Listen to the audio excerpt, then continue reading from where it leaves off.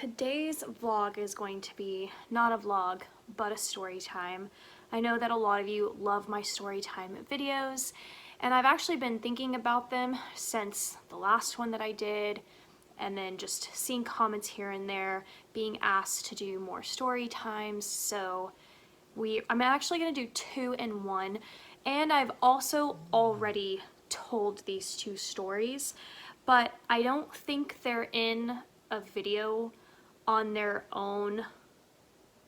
I probably honestly should have looked this up on my through my videos to see like what I titled them, or if they're just kind of like buried inside of content. And because I've been gaining a lot of new subscriber, I thought I would just actually group both of these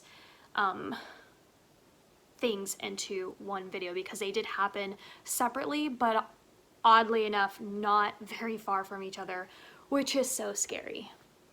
So scary. And it almost kind of makes you wonder, you know, if there's some like request that kind of goes out in the underground on certain locations or something, and you're gonna know what I'm talking about. So I do have to say that today's story time is not happy, funny, of any sort, so I'm just telling you guys that off the bat. So if this is just not for you, I can completely understand. But both of these story times, or both of these things that happened to me, I'm completely convinced, and especially now, like just when time goes by and then you look back and you're like, okay, was it just a weird thing, you know, or were you just in the heat of the moment? I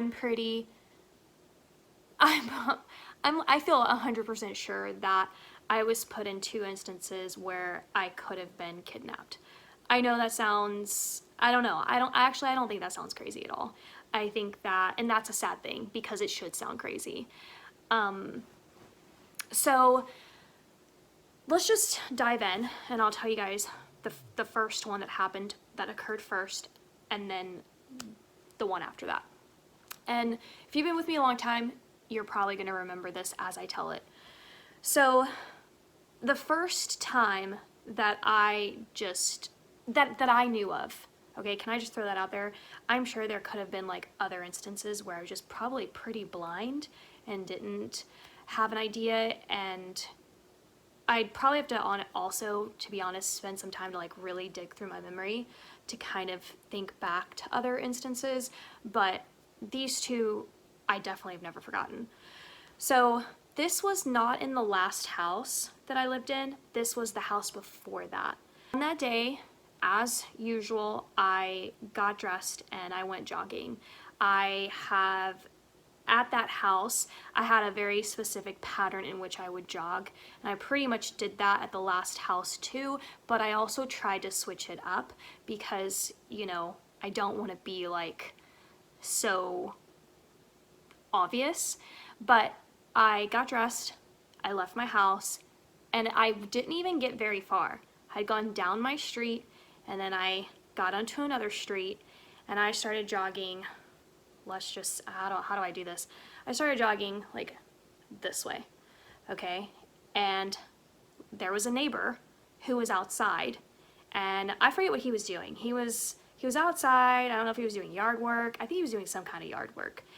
And it was a man, and there was a car that was coming towards me. So this car was passing my neighbor, and I was going towards my neighbor, okay? And literally, you know, few steps into my jog. And as this car is coming towards me, he starts to slow down, like considerably, in the most like sketchy way. And it was one of those instances where the car completely stood out, and definitely was not a car that I had ever seen before. And I knew that this person didn't live in the neighborhood. You know, when you just know your neighborhood, yeah, this wasn't a car nor a person I'd ever seen before. And it was a male, and he was by himself, and he saw me So before he passed me, I saw him look straight at me, and he started to slow down. And I noticed that he was kind of like looking back a little bit. And immediately, like, I was already, like, my gut instinct was already like screaming at me. And I was just like, my brain was in rapid fire motion or whatever. I was already contemplating like my options. I always do that. I just feel like I'm better to be safe than sorry. So I'm like constantly thinking of options, I guess you could say. And so then I see my neighbor, and I'm just like, I pull one of my earphones out of my ear so that I can properly hear, because I decided that I was going to keep going, and but if that meant I was going to eventually have my back to this car, and I wanted to be able to have my hearing. I wanted to be able to hear any car stopping, door, footsteps, like, so I remember removing one of my earplugs, and I kept my eye on the neighbor. And the odd part is my neighbor stopped too. It was like one of those things where the behavior of the car was just strange. And so this guy like slows down to the most obvious, like it was just the most obvious thing. And he is looking like directly at me. And his eyes, like, I don't know, you could just see somebody thinking, and that's what I saw. And then he started to pass me. From what I remember, he like started to pass me, and then he came to a complete stop. Y'all, he came to a complete stop. And when his car came to a complete stop, I think what happened was that I remember looking back, and at this point he had passed me. So before he was in front of me, he was traveling down the road at a I'm missing big chunks of this information, but he was traveling at a pretty fast pace. And then as soon as he saw me, he like slammed on his brakes, kind of thing, I think is what happened. It was just so obvious. I remember it being so alarming, like red flag, that like my brain was racing. I was literally like, what do I do? Who's around me, you know? And then I think he was kind of like looking back, and the neighbor was out there, and it caught the neighbor's attention, and I had pulled the ear thing out, and at that point he's just kind of like going really slow by me.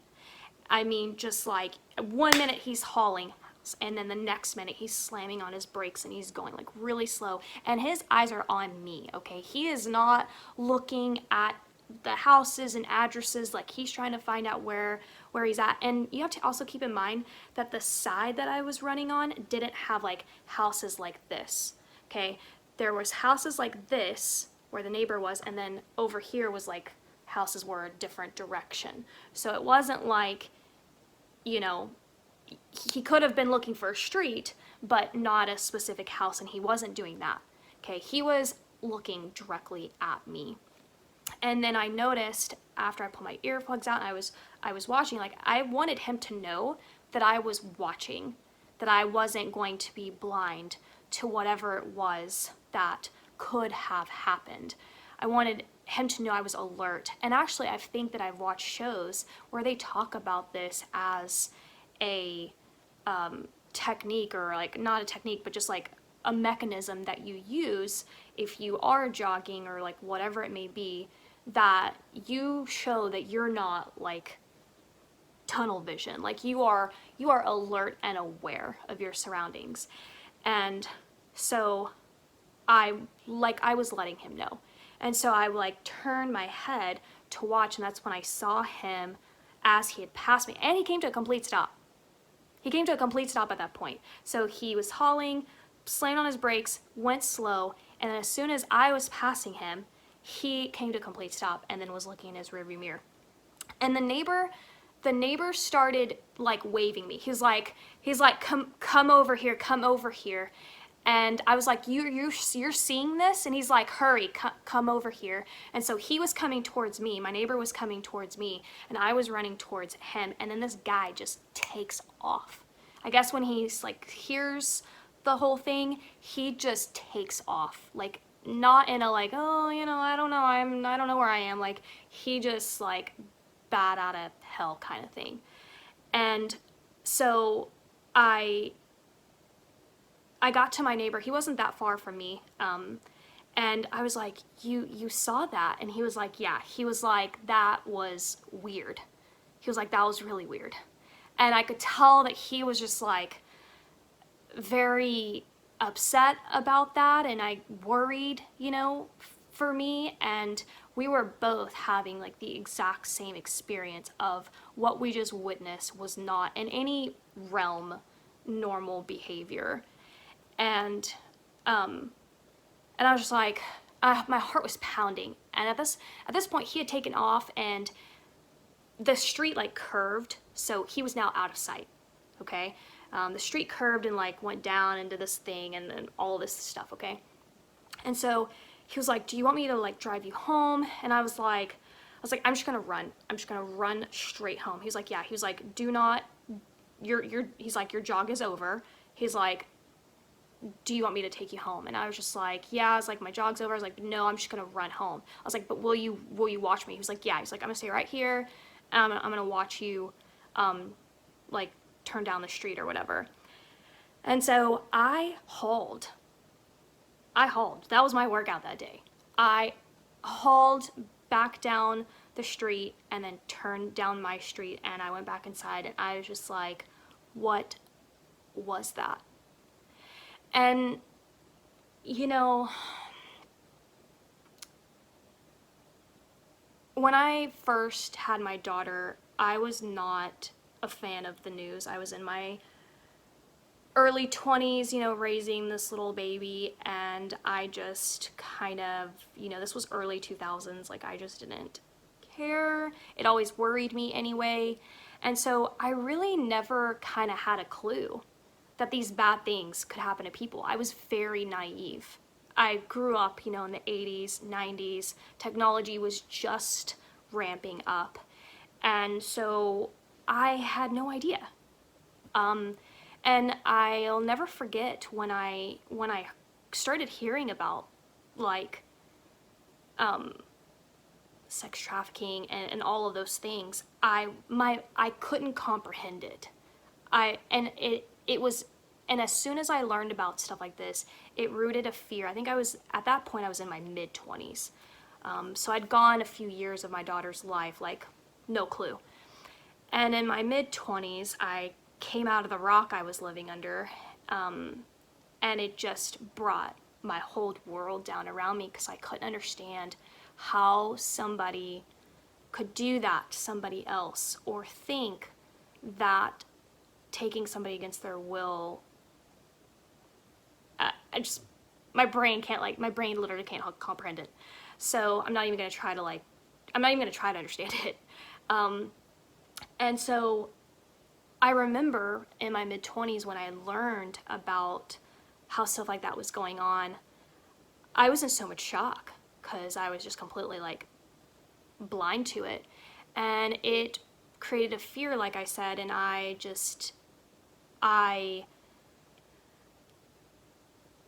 was constantly like, when it came to my daughter, and till this day, I'm the same way. Because I mean, it rocked my world to like, I was so confused and so like, I don't even know. I know I'm just babbling, but it's because I was literally that just mind-blowing concept for me. And so till this day, I'm constantly watching my daughter's location. I make sure to ask her where she is, where she checks in, just so that I know where she is. And I have to admit, it probably doesn't help that sometimes I watch the Kendall Ray videos and Bella Fiore. I watch them as much as I can handle it. And I hear these cases where it was like, oh, but on this day, they broke their routine and then this happened. So I always try to like make sure, you know, not to overdo it in a sense where you live in fear, because I don't want to live in fear, but I also want to be smart, and I just want to like check the boxes, you know, better safe than sorry kind of concept. So I've never once considered that I could be in any sort of danger, until there was a case about the lady in California. I don't know if you guys remember her. She was jogging. They found her phone, and then I think she was missing the whole like November, and then I think like on Thanksgiving or something like that, she was found. She had been dumped on a highway, and she was just, it was a whole thing. I don't know if you guys remember that, but then I also saw some like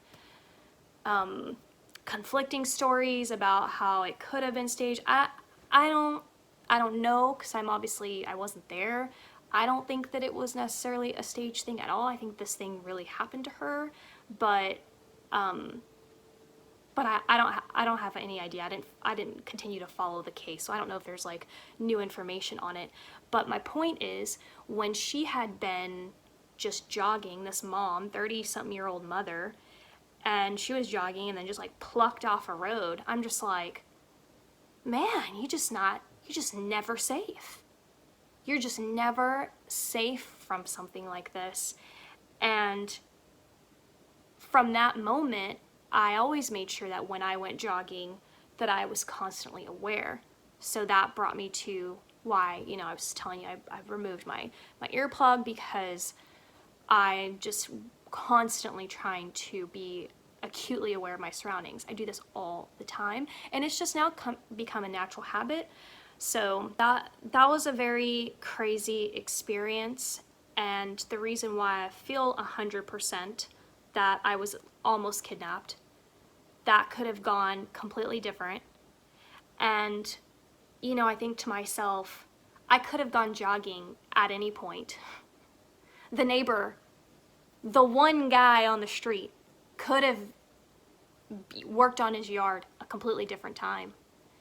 And that guy in his car could have come a minute before, a minute after I wasn't on the street. And all of those things just literally lined up. But luckily, the neighbor was there. And I think that he was contemplating his options, honestly.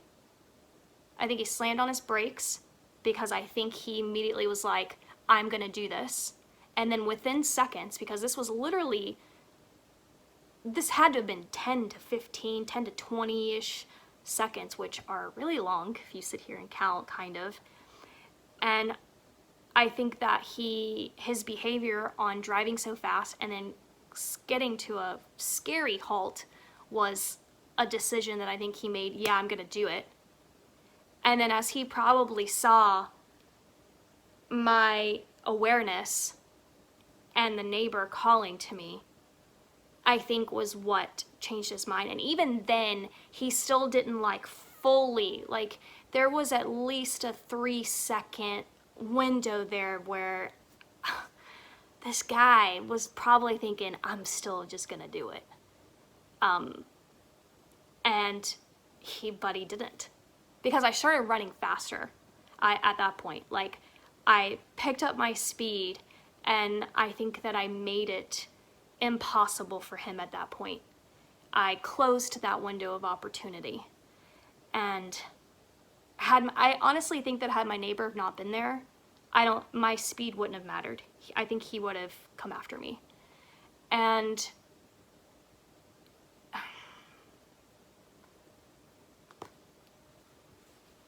God was definitely there. So, you know, you kind of think to yourself,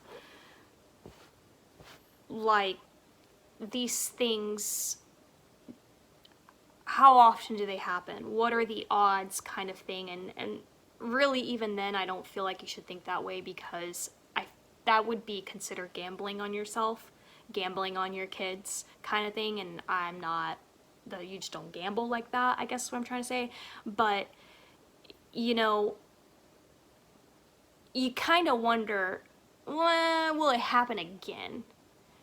And so something else happened. So this is the second story of where I feel 100% about on this one as well.